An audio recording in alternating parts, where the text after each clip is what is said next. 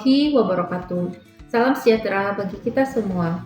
Perkenalkan, nama saya Rara Sandi Winanda, dosen pada program studi Matematika, Departemen Matematika, Fakultas Matematika dan Ilmu Pengetahuan Alam Universitas Negeri Padang. Pada kesempatan ini, saya akan memberikan video pembelajaran dalam rangka pengisian pernyataan diri dosen untuk menunjuk kerja Sri Dharma Perguruan Tinggi atau PDD UKT-PT pada tahun 2025.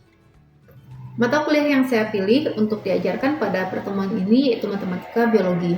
Mata kuliah ini merupakan mata kuliah pilihan di Prodi Matematika dengan bobot 3 SKS yang diberikan pada mahasiswa semester 6 yang akan mengambil mata kuliah skripsi. Mata kuliah ini berisi tentang pemodelan matematika untuk masalah-masalah biologis, antara lain model pertumbuhan populasi satu spesies, model kemostat, kinematika enzim, model interaksi antar populasi seperti model predator-prey dan model kompetisi, serta model epidemiologi, contohnya model SIR, SEIS, dan lain sebagainya. Pada pembelajaran kali ini saya akan menyajikan model epidemiologi, yaitu tentang model SIR. Mata kuliah ini nanti analisis matematika yang digunakan terkait dengan aljabar linear elementer dan juga sistem dinamik, antara lain terkait sistem linear dan non-linear dengan analisis dinamik berupa analisis titik equilibrium, analisis kestabilan lokal, kestabilan global, potret fase dengan menggunakan software berupa Maple ataupun MATLAB. Khusus mode epidemiologi nanti juga akan next generation matrix. Metode yang digunakan dalam mata kuliah ini yaitu metode kontekstual dengan diskusi pada masalah nyata dan strategi pembelajarannya menggunakan case method. Berikut cuplikan dari penyajian mata kuliah ini. Assalamualaikum warahmatullahi wabarakatuh. Selamat pagi semuanya. Hari ini kita seperti biasa ya, kita akan kuliah di jadi model SIR ini merupakan bagian dari model epidemiologi, yaitu pemodelan matematika yang membahas atau bicara tentang wabah penyakit ya. Jadi contohnya itu seperti apa, COVID, apalagi wabah penyakit yang kemarin terakhir itu COVID ya. Kemudian ada flu burung, kemudian ada apa tadi? Ya, DBD itu sempat mewabah juga. Kemudian ya itu jadi penyakit yang terjadi menjangkiti hampir seluruh populasi, itu dikatakan epidemi atau terjadi wabah ya. Nah, sekarang bagaimana matematika itu bisa membuat sebuah pemodelan tentang penyakit ini. Nah, ini dinamakan dengan model SIR ya. Jadi dia merupakan bagian dari model. Nah, untuk membahas tentang model epidemiologi ini, kita akan mulai dari ada pendekatan awalnya. Jadi sebelum SIR ini dia dulu ada pendekatan dengan pendekatan predator-prey. Ya, yang pertamanya itu mana yang lebih cocok untuk model ini. Nah, jadi ada dua pendekatan. Nah, lalu kenapa nanti akhirnya kita tidak memilih pendekatan pertama, gitu ya? Oke, minggu sebelumnya kita kan sudah pernah belajar tentang predator prey. Nah, di sini predator itu adalah pemangsa ya, sedangkan prey itu adalah pemangsa.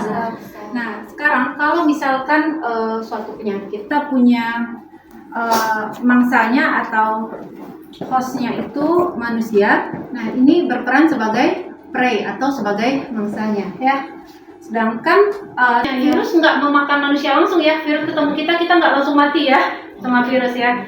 Tapi kita terjadi pengurangan kualitas hidup sehingga akhirnya kita akan meninggal. Jadi kita sakit gitu ya, terus baru meninggal. Nah, di sini kalau kita mau dekati dengan predator prey, kita akan lihat modelnya.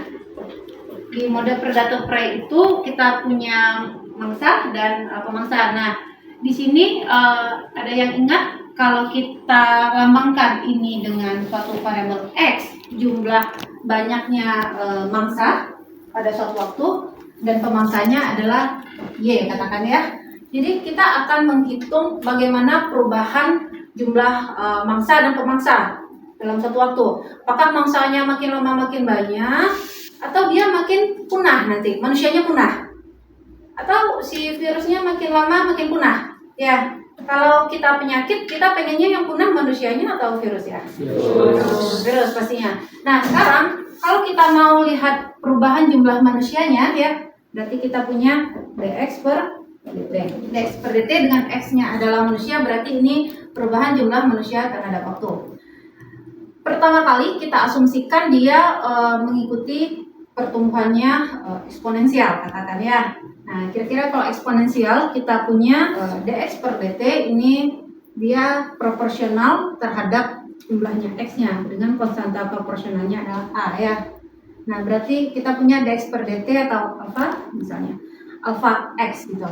Jadi semakin banyak populasi manusianya, pertumbuhannya juga semakin banyak gitu ya. Kalau manusianya sedikit, pertumbuhannya juga sedikit gitu. Nah, ini laju pertumbuhannya. Nah, sekarang kalau misalkan ini kan nggak ada pemangsa. Kalau ada pemangsa akan menambah jumlah manusia atau mengurangi kira-kira nih? Mengurangi. Berarti kita perlu tapi menguranginya ini dia tidak dia tidak memakan langsung ya. Dia tetap tumbuh secara eksponensial, tapi kita akan ubah di sini faktornya, kita kurangi dengan suatu fungsi satu fungsi atas pemangsa kali dengan x gitu ya. Dia tetap tumbuh gitu, dia tetap naik, tapi dia berkurang gitu ya. Mungkin awalnya manusianya naiknya dari 1 orang, tahun depan jadi 2 orang, tahun depan lagi 4. Nah, ini dia jadi mungkin 1 orang, tahun depannya 2, tahun depannya 3. Jadi dia naiknya tidak sesignifikan tanpa ada virus gitu. Nah, sedangkan dy dt, nah ini adalah pertumbuhannya si virus ya. dy per dt itu kalau tidak ada manusia, virusnya ini nggak bisa hidup karena dia butuh inangnya manusia. Virus itu kalau kalian taruh aja ya di tempat di luar ya, di luar makhluk hidup, dia nggak bisa berkembang gitu. Dia butuh manusia untuk untuk dia bereplikasi. Jadi kalau tidak ada manusia ya dia hanya akan berkurang ya. Nah, ini dengan ini konstanta proporsionalnya, jadi dia semakin berkurang kalau tidak ada manusia. Tapi kalau ada manusia dia akan bertambah kalau terjadi interaksi antara manusia dengan virus. Nah, dengan konstantanya katakan gamma misalnya ya. Nah, ini adalah model pendekatan awal untuk pemodelan epidemi. Ini tidak populer. Kenapa? Kenapa ini tidak biasa digunakan? Nah, alasannya ada 2 sebenarnya. Yang pertama, virus ya, si virus ini ya, bisa nggak kira-kira kita menghitung jumlah virus itu? Berapa banyak virus?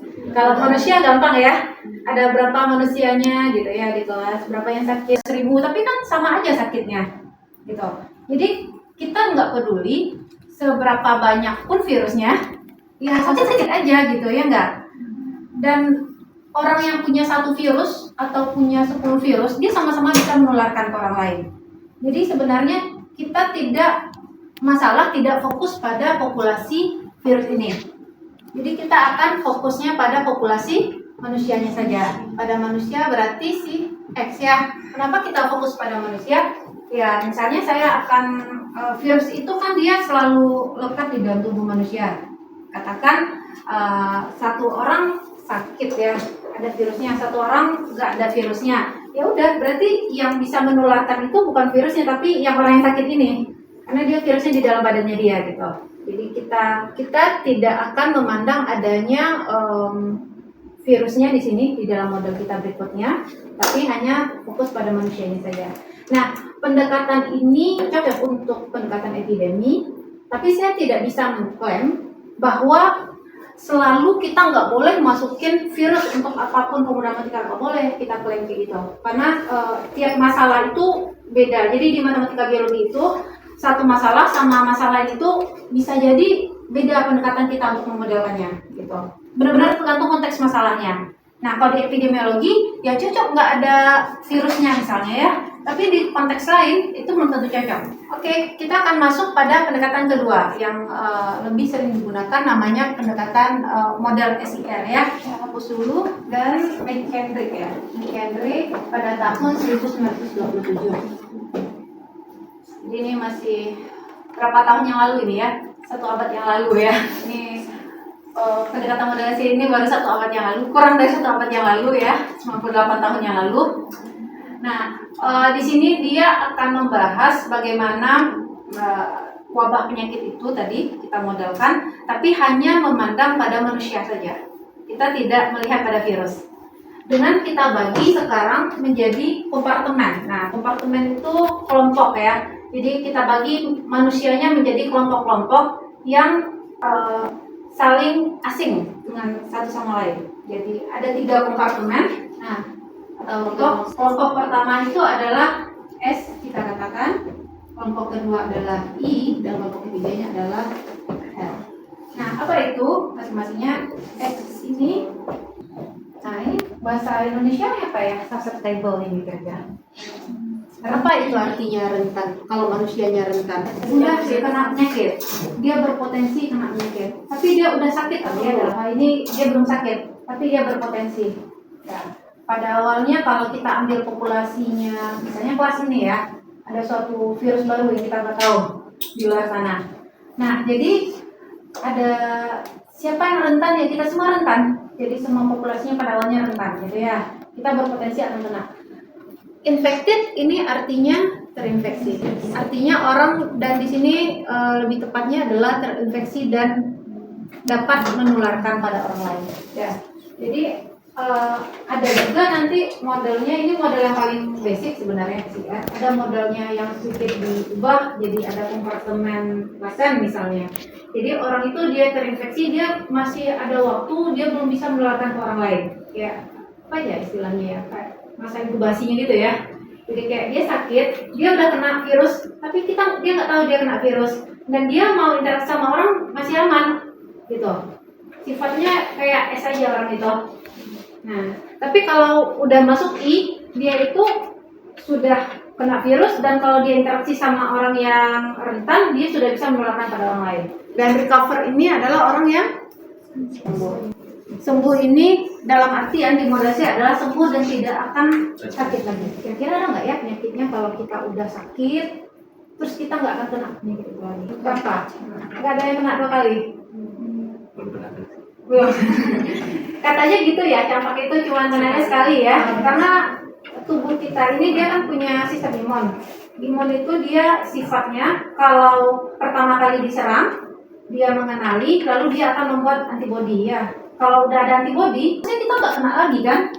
Harusnya, kalau dari sudut pandang ini, kenapa kita bisa kena flu? Virusnya berbeda. Iya benar. Virus itu cerdas.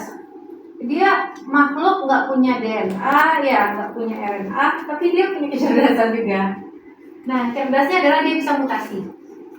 Jadi dia bisa apa ya, kayak memanipulasi dirinya.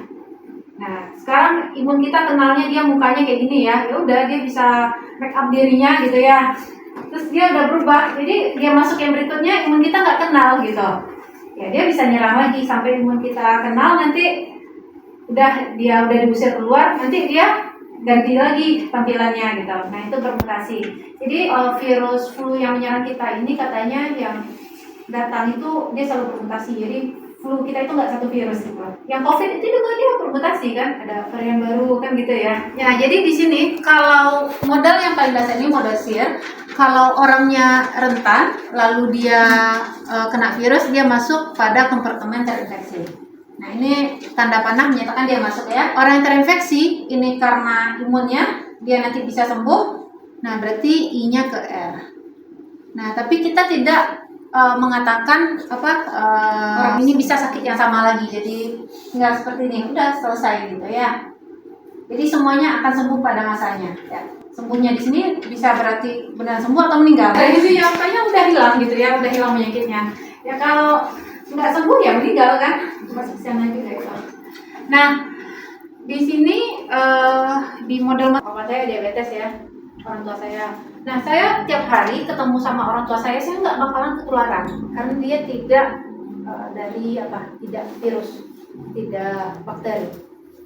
Nah tapi kalau penyakitnya kayak flu, apalagi ya yang campak gitu ya, campak, cacar, nah itu menular. Jadi kalau ada teman kalian yang sakit campak, jangan dideketin kalau kalian belum pernah kena gitu ya, nanti bakalan nular. Tapi kalau misalnya temannya ada yang diabetes, ya udah dekat aja, nggak apa-apa, nggak bakalan nular gitu. Nah, pada model ini berarti penyakit-penyakit yang bisa kita modelkan dengan SIR ini atau penyakit yang di dalam hal ini virus ya, harus ada interaksi antara orang yang rentan dengan orang yang terinfeksi agar orang itu bisa terinfeksi. Kalau dia rentan aja, kalian di dalam ruangan ini, ruangannya steril dan tidak ada orang terinfeksi datang dari luar gitu ya, harus kalian nggak bakalan kena penyakit. Tapi kalau ada satu orang yang masuk ke sini berinteraksi, maka dia akan berpindah dari rentan ke terinfeksi.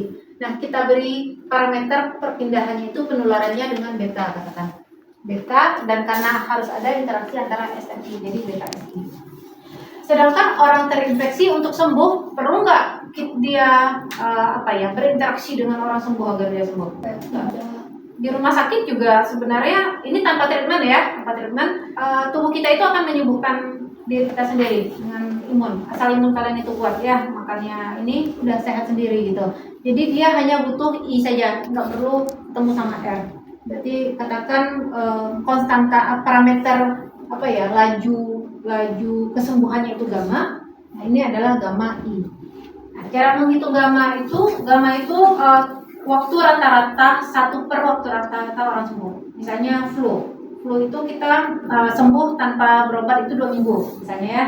Nah, kalau kita ambil satuannya hari berarti 14 hari. Jadi gamma itu adalah 1/14. Kalau beta waktu rata-rata infeksinya itu ya, jadi 1 per harinya. Oke. Nah, di sini kita akan buat model matematikanya. Jadi kita punya ada S, berarti kita punya ds per dt, artinya laju perubahan jumlah orang yang rentan terhadap waktu ya. Nah, kalau panahnya keluar itu tandanya negatif, panahnya masuk tandanya positif. Berarti di sini adalah negatif beta SI. Berarti kalau DI per dt berapa kira-kira? Ada yang masuk? Beta SI dan DRDT gamma I ya. Nah, ini model SIR. Nah, kemudian kita tahu bahwa jumlah total populasi kita itu adalah N ya, semua populasi, berarti N itu adalah jumlah orang rentan tambah orang terinfeksi tambah orang yang sembuh ya. Oke, dari sini kalau misalnya kita jumlahkan ini bertiga, bisa nggak kira-kira?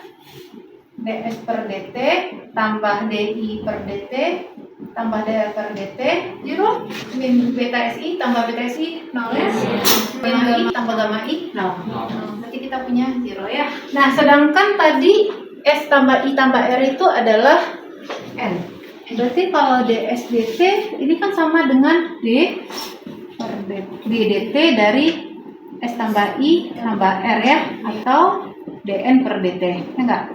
Dengan 0. Nah, sekarang kita balik ke matematikanya. Kurang lebih 3 tahun. Padahal kita untuk populasi kita bertambah aja butuh waktu yang lama kan? 25 tahun atau kalau sekarang 30 tahun baru menikah ya. Baru bakalan punya bertambah kan populasinya.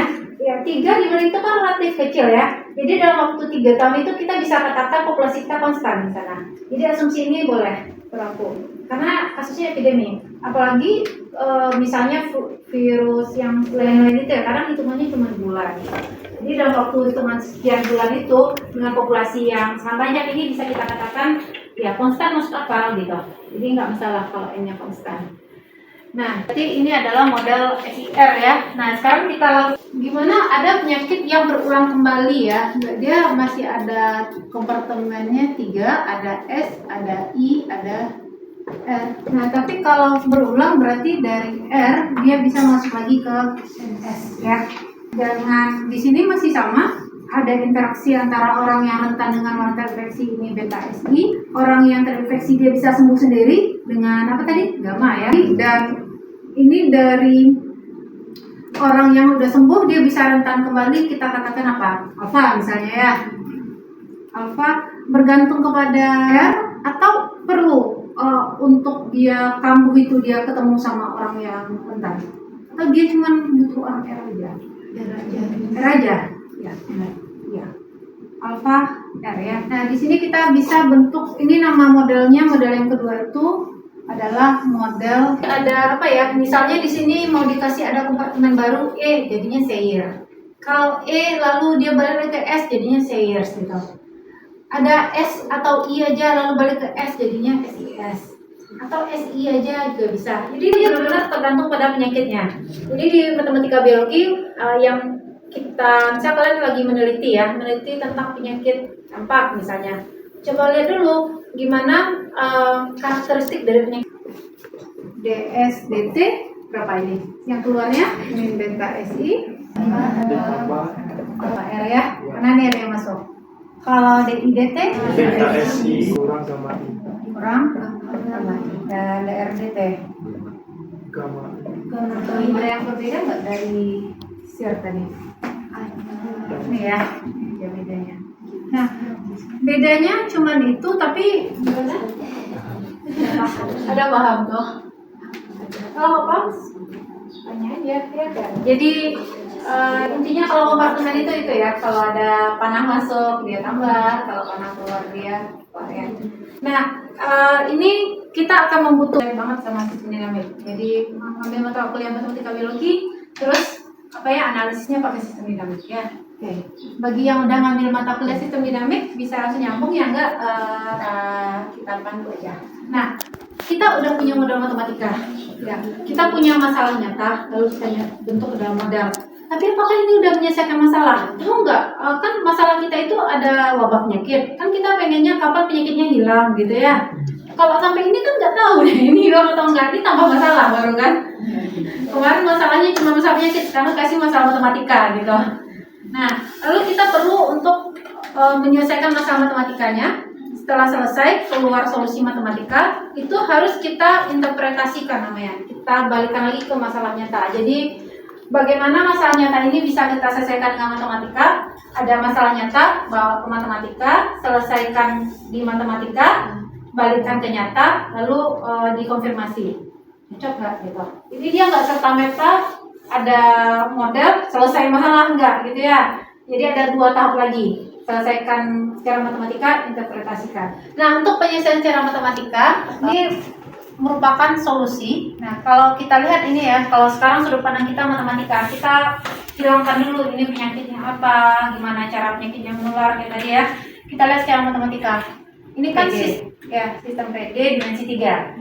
Nah, kita akan selesaikan sistem PD-nya. Kalau di PDB, kalian akan mencari solusi dari sistemnya. Titik equilibrium itu adalah solusi yang tidak bergantung kepada waktu. Atau kadang ada yang nyebut itu titik start gitu, karena dia nggak berubah terhadap waktu ya.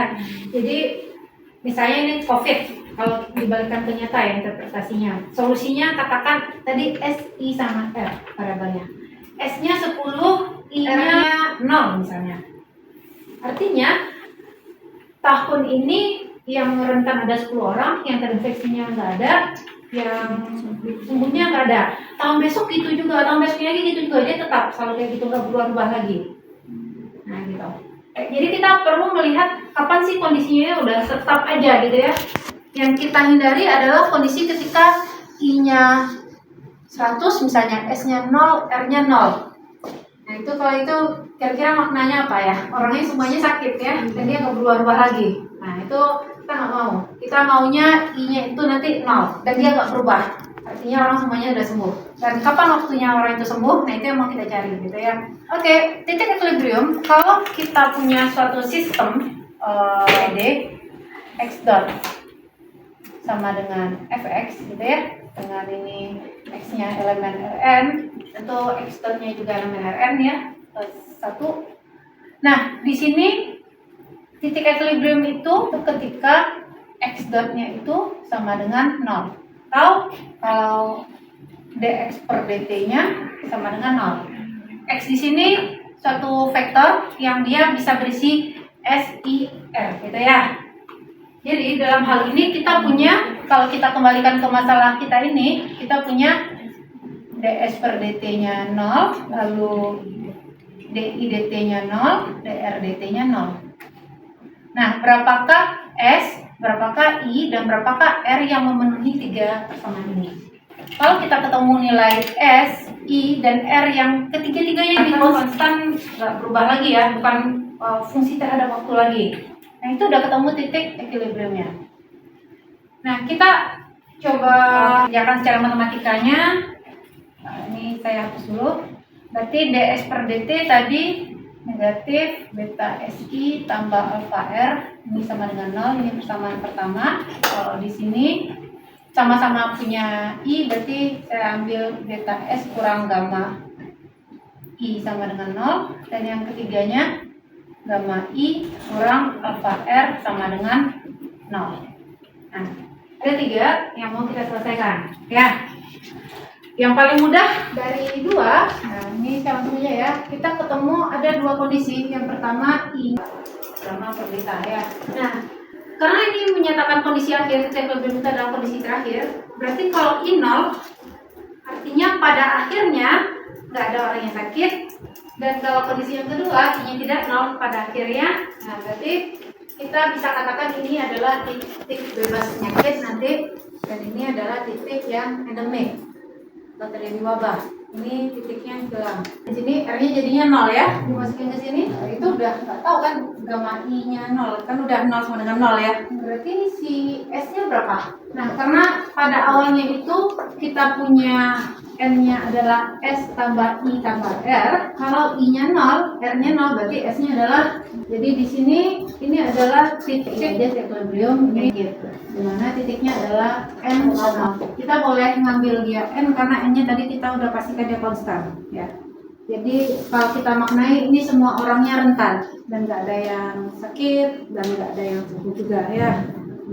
Dan yang kedua, kalau I-nya tidak 0, kita mulai dari sini, kita peroleh apa itu?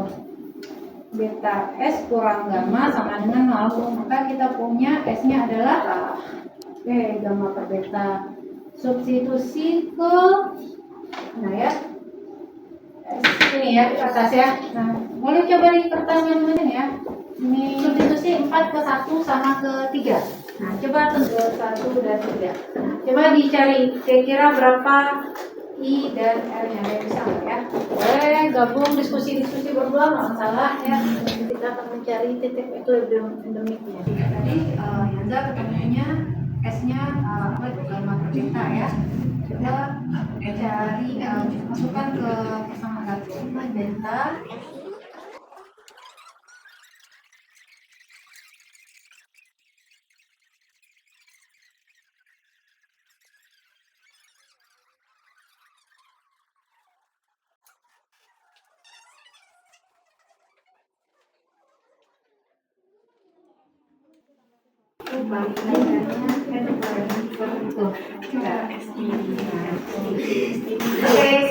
Ya, kita udah dapat hasilnya. Tadi ini ya, S-nya ini ya. Udah konstan belum? Udah ya. I-nya konstan enggak? Karena dia masih bergantung pada R. Sedangkan si R-nya ini kita pakai bahan-bahan kita berikutnya. Kita punya ini yang konstan kan. Jadi kita N-nya S tambah I tambah R, lalu kita tambahkan, ketemu R-nya itu N kurang alfa per beta per apa ini? Alfa per gamma tambah 1 ya. Nah, ini kan sudah konstan. Bisa nggak ini jadi konstan? Ya bisa, karena R-nya ada konstannya kan.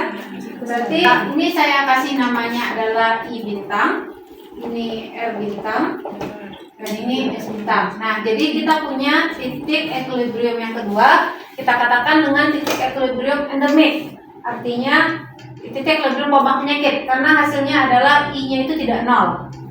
Nah, titik equilibrium endemiknya itu adalah S bintang, I bintang, dan R bintang dengan S, I, dan R-nya masing-masing ini. Nah, oke, kita udah ketemu secara matematikanya ya. Saya rasa sampai di sini materi kita hari ini. Minggu depan kita lanjut pada menganalisis kestabilan lokalnya. Apa ada pertanyaan? Cukup paham? Oke, terima kasih ya semuanya. Selamat siang. Assalamualaikum warahmatullahi wabarakatuh. Waalaikumsalam warahmatullahi wabarakatuh.